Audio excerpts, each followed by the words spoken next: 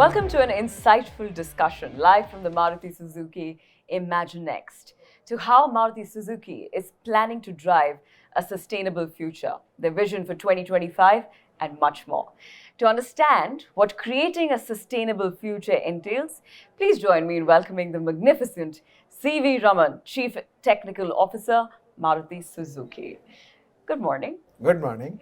I'll just start by asking you, how proud are you of Maruti Suzuki, of what it had to offer to the world on day one of the Auto Expo 2023? Well, we have a legacy of 40 years, Yes. I'm very proud to be part of that for a very long time.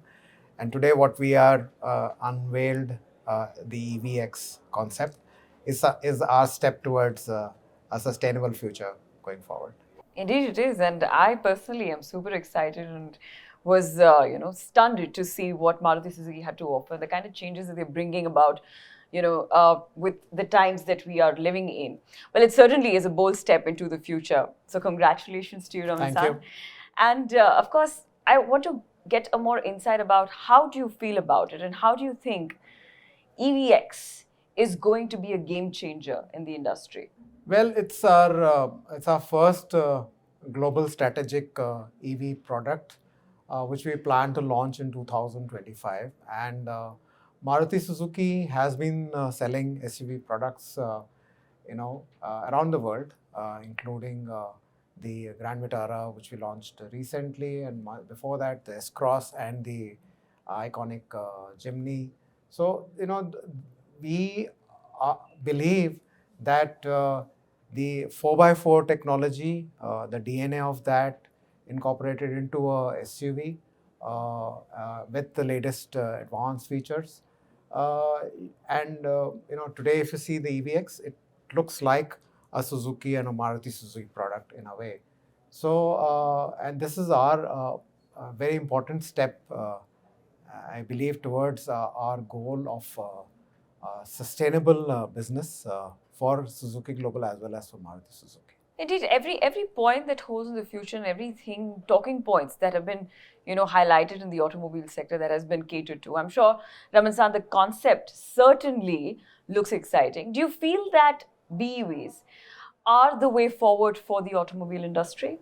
I believe that BEV is one strategy towards a sustainable mobility.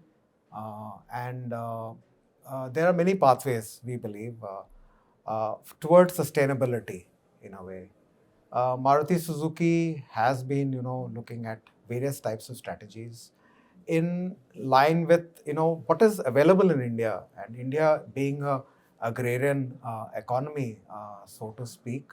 We need to also see what are the benefits which we can reap out of that, make best use of the energy mix which is available in India. And so from that aspect, I think when we look at carbon neutrality, we look at two things. Carbon neutrality is about how do you create a carbon sink and how do you reduce carbon. And that's how you can achieve carbon neutrality. So carbon sink is being considered by the government, and India is one of the few governments which is actually working towards a carbon sink, I believe. Whereas then look at carbon footprint, there are many strategies which we have. Maruti Suzuki has been looking at CNG in a large way. We have 14 models which have CNG. And in future, we are going to also look at CBG, which is biogas, which is a carbon negative fuel. So that's also a very important step towards carbon neutrality. Apart from that, if you look at, and I talked about agrarian economy, using food or food grain for making fuel, ethanol is the way. So we are moving towards ethanol 20% blending as India in 2025. We will make all our vehicles compatible with that by April 2023 and participate in that. And when it becomes, in 2025, Pan-India E20 will be available, we will have our vehicles ready for meeting that requirement. Apart from that, we are also looking at flex fuel. So if you can increase, because a lot of ethanol is available in India, we can, and we have showcasing a prototype of a flex fuel vehicle, which we had shown to the government also. And in 2025, that will also be ready. And so these are all fuels which are, kind of reduce the carbon footprint. And, a CNG can improve the fuel efficiency by 25%, 20 to 25%. A flex fuel vehicle can actually give you a benefit of almost 79 to 80%. So I think these are the benefits which we believe are going to contribute towards our sustainability goals going forward.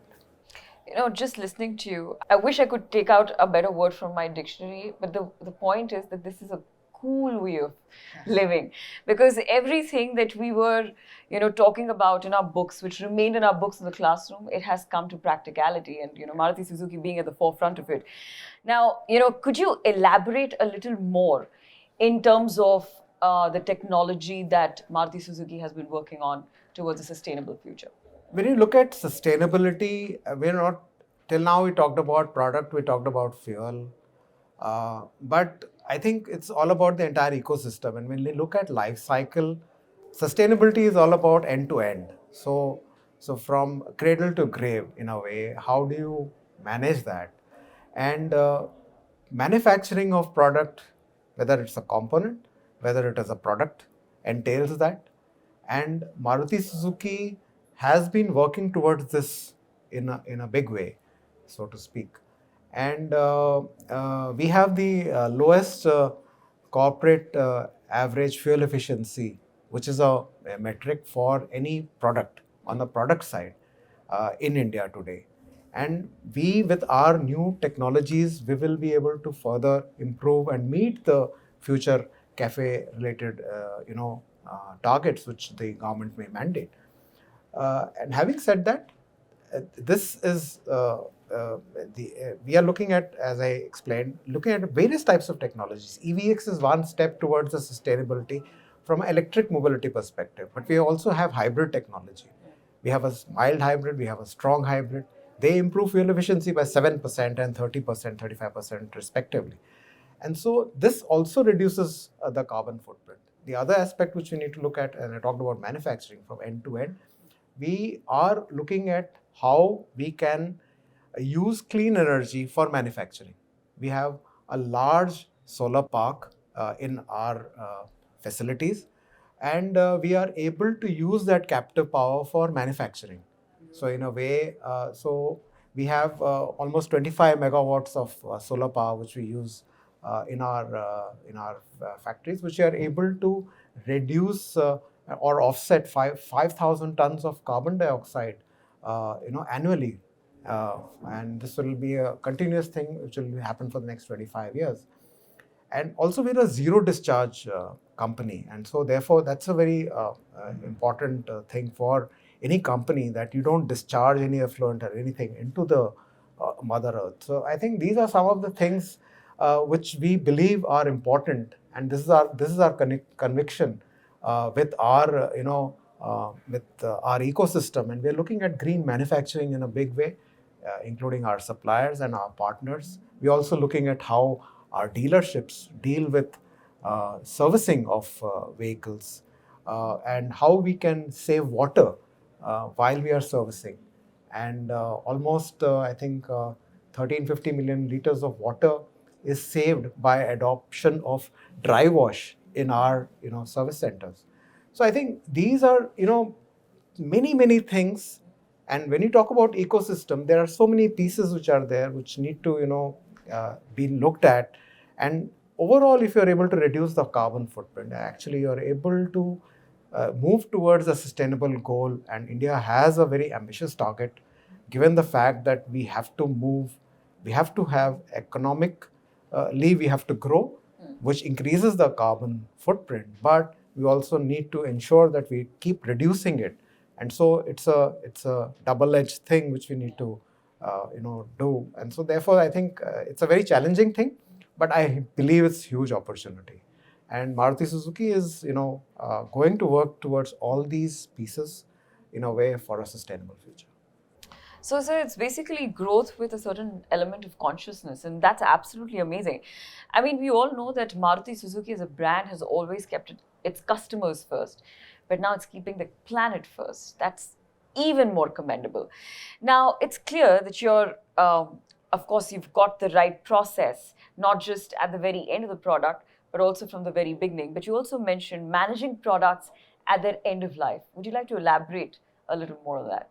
So two aspects of business. So when I talked about cradle to grave, we're talking about now when you there is a useful life of a product, and once the useful life is met, which could be 15 years or 20 years, what do you do with that product? So Maruti Suzuki has partnered with Toyota Tsusho, and we have a joint venture which is called MSTI, which is at Noida, which has a responsibility for recycling. So we are able to recycle the vehicle. So anything which is end of life after 15 years, like say in NCR in Delhi. So 15 years life for a petrol vehicle, 10 years for a diesel vehicle. After 10 years, it comes off the road. What do we do with that vehicle? You can't park it. You need to recycle it. So what do? We disassemble it. And then we break it into parts or products or materials. So steel, plastic, everything is kind of separated, and then it is reused into the manufacturing process. Okay, so that's how we say that can we recover. So what is our recoverability for a vehicle? So recoverability is we are targeting 95% recoverability, and then what can you recycle? We are able to recycle 85% of that material to recycle. So these are targets which are there in EU, in Europe and all, but we are now actually as Maruti Suzuki following that in our in a way, in order to ensure that we are responsible towards the planet. So from that way, in that process, we use 100% of the steel, which is if there is any scrap or anything, everything is kind of recycled. So that's, I think we are been doing this very, very actively. How to do that is also important, because from our supplier side also we need to monitor what all is coming as a product to Maruti for assembly, and so is that recyclable. So we need to also map that, and we have a data system which we call the IMDS, which tracks this data. And so based on that, we are able to make a recyclability and a reusability target for ourselves, and we look at it in every aspect of our manufacturing, including, say, when a part is it coming in what kind of packaging? Are we able to recycle the packaging? We use reusable packaging, and we also recycle the packaging. So 17% of the packaging material, like in the all-new Brezza, which was recently launched, in comparison with the outgoing model, 17% improvement was there as far as the recycling was concerned. So we continue to use this, and we have today almost a 68% recycling in our packaging material. So these are things which we work continuously, and we try to have a metric of measurement for what we are input is there, what is recyclable, what is reusable, and that's our responsibility towards the planet. Well, that is incredible, because that's certainly quite an effort by Maruti Suzuki. Because just keeping your consciousness intact in business, you're also opening so many think tanks, which also open so much employment opportunities for various sectors. Now, how would you like to put this entire effort as MSIL's big picture? It's our approach towards sustainability is very comprehensive. We are calling this circular mobility in a way. We are saying that product, manufacturing, service, and recycling. These are the 4 pillars on which we are building this circular mobility. This is something which we all want to work towards. All the stakeholders of Maruti Suzuki, dealer partners, our supplier partners, Maruti within our system. How do we work towards the circular mobility and have metrics and improve this recycling, reusability, in a way, and reduce the carbon footprint in a way. And so that's our responsibility as a responsible corporate. This is incredible, but I see a challenge here is that, while the big picture is very clear for a large corporation like yours, how does it trickle down in order to change the thought patterns? Because that becomes extremely critical. How can we raise more awareness around sustainability that we often still don't see? So I think it's a difficult and a complex issue, and we're not used to uh, acting that way. As whatever you get, you use it and then you throw it, but you don't really bother about what you have done. So in a way, it's something which we need to think about it and see what we are doing and whatever I'm doing, what is the end of life of that. So in a way, if one starts thinking about it, you can actually kind of understand this principle in your daily life. So engaging with society and engaging with people and making them understand this is an important aspect. It's like using a pet bottle and throwing that. Is that a good thing? Or use bottles which you can recycle it. And many of the hotels you go, you see that you don't get a PET bottle, but you get a glass bottle which is using RO water or something like that, and that gets recycled. So this is something which we need to do. Similarly, as Maruti Suzuki, we have how we can provide safe water to villages. So we have adopted certain villages around our plants, and we are able to give them water through ATM, clean water. And this is potable water, and they can fill it and then they can use it. And this is our way of giving back to society in a way. But I also believe that it's a practice. It's inherent. And then the sustainability tree, which you saw outside in our booth, that also talks a little bit about it. Yes. That what is it that I am going to do as an individual, and how I can practice it. And there are so many things which actually one can do. And when I was doing that, I realized that so many other things which I don't do. So can I do? So I think that's the realization is very important for everybody. This is really interesting. What you've mentioned is because it's so important for us to make these changes in our daily lives, to also understand better the kind of investment in terms of time, money, and effort large corporations like yours is doing in order to make this planet a better place. And it's our duty to understand that. So would you like to tell us a life hack or something that you inculcated in your personal life to be more sustainable?